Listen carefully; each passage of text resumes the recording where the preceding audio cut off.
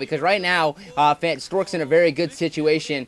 Fantasy looks like there's something at the top. He might be thinking about taking a third, but he's probably going to have to wait till his tank count gets a little higher.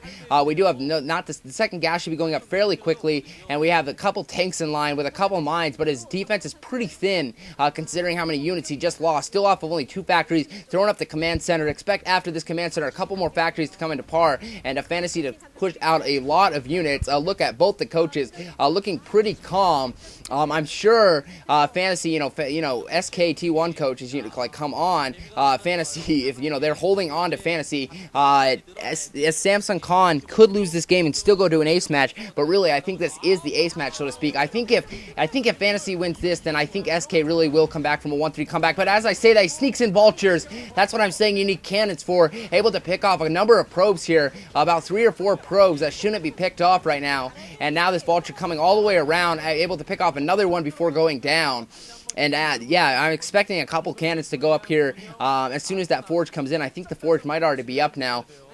Another turret or 2 coming in, whereas the Reaver Bend for Stork, probably going to come harass fairly quickly. Now the Observer suiciding in, does get a good look. He gets a look at the 2 factories. He should know a third is coming, and indeed he does. He put the pylon there before, so now he knows exactly when Terran has expanded. You see the command center floating over, and now we see the goons putting pressure on it, but there is more units coming across. Fantasy's going to have to be careful to defend. He is have tanks below the ridge in good position, but Stork is really being pretty aggressive here. That one mine almost taking a lot of hits on those goons, but now he's able to move in while moving in the front door. So now these 2 tanks up here are going to get smashed after they lost the buffer from the shield from those vultures. Now he's able to come in, pick off a tank. There's only 2 more, and now this command center is going to get pushed back. He's actually going to be able to take out these 2 tanks, losing a lot of tanks here in this game. And I think Stork's going to be able to move on to a pretty good position. That command center is going to be stopped. It could actually possibly picked off, but it might be able to make it back. It's going to be close. You see Stork microwing, targeting it. There's a lot of emphasis on it. I think indeed he's going to be able to pick it off, and if he picks off the command center, which he will, that is huge. Now really Stork can do anything he wants. He could safely take a 4th and take this economic lead, but indeed it looks like he might be aggressive, only with the 1 tank, probably more on the ridges in the main base, but he's at least able to pick off a couple turrets and really gain so much map control in this game. His options are really unlimited right now. He can basically do anything he wants, and Fantasy's desperately trying to hold on the front door, repairing, but another tank goes down. Fantasy 11 minutes into the game. Honestly, his tank count is at dead 0. You can see him scanning, just trying to see what he's going against. He knows he's scanning before he even goes in with those vultures, because he knows he cannot waste those vultures. You see Stork taking a 4th expansion, so he will now go up 4-2. A couple vultures over there to take some pot shots, but they're not going to do any damage. Laying a couple mines.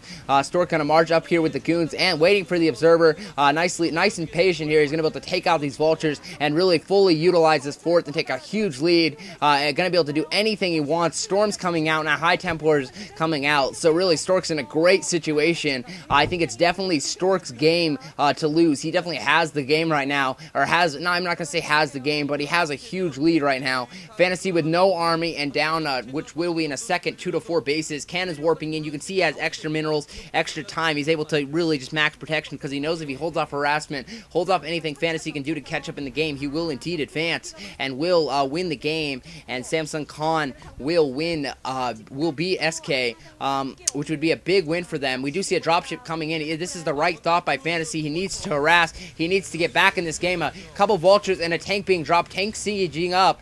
Cannon not in position to even hit at those vultures yet. So now Stork's going to have to come down and defend. But this will only, limit the time before Stork's big push. The right thought by Fantasy, but you can just see him going to the right and mining. He only lost a few probes. Not a huge deal. Zealot's dragging in, just going to be able to pick off that tank. Fantasy probably should pick it up, and there he does. Pushing back with that. He's just trying to buy himself time so he can save his front door and possibly try to get that 3rd back up, because he's going to need it. Now the 4th is up and running. Probably going to see the assimilator go down there before the tech. I'm expecting arbiters for now. but he already has the Temporal Archive, so it shouldn't be too hard of a tech switch here. Bottom left expansion trying to be ninja'd by Fantasy. He knows he needs something to get back in this game.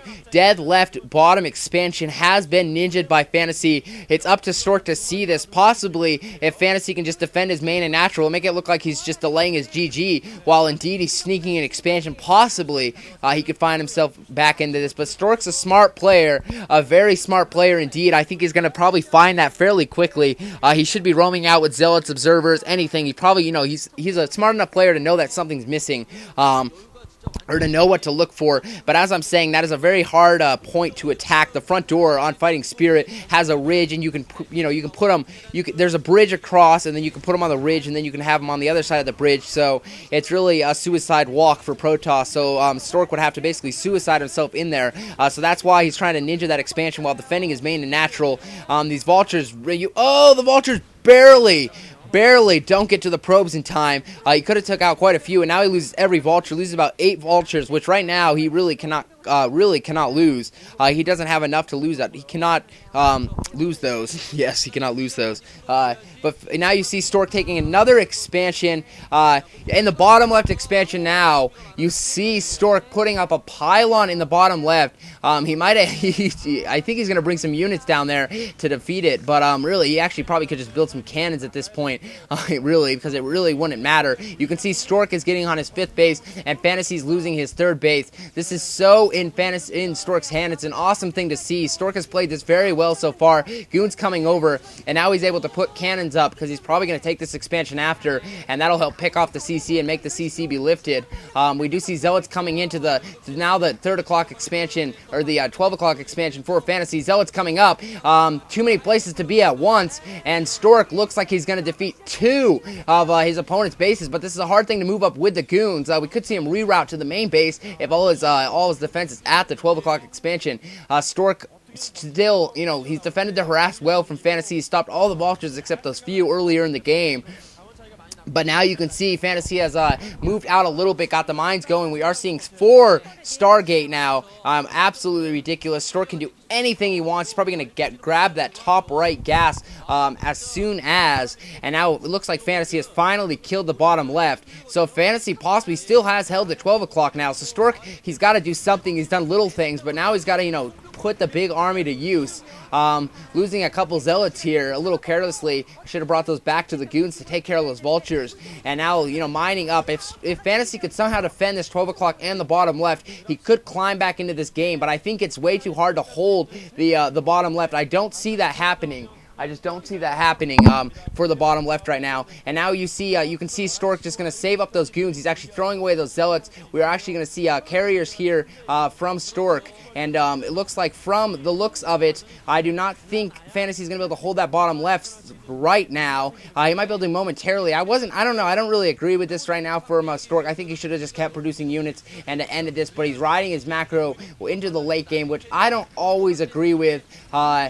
I think, if you have a lead, I think you should take advantage of it and win the game as soon as you can, really. You don't want to be dumb about it, but, right now he's kind of let Fantasy climb into this. He's going to have a lot of carriers coming out.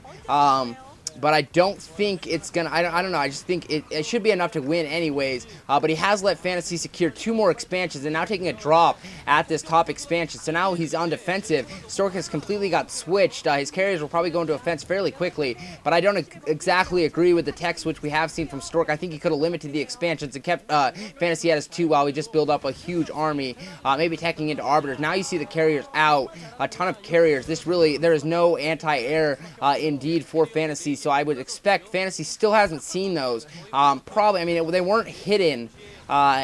He probably should have seen those, but now he knows for sure. Expect a lot of Goliaths to be pumped. You see his face, though. He's not off too many factories.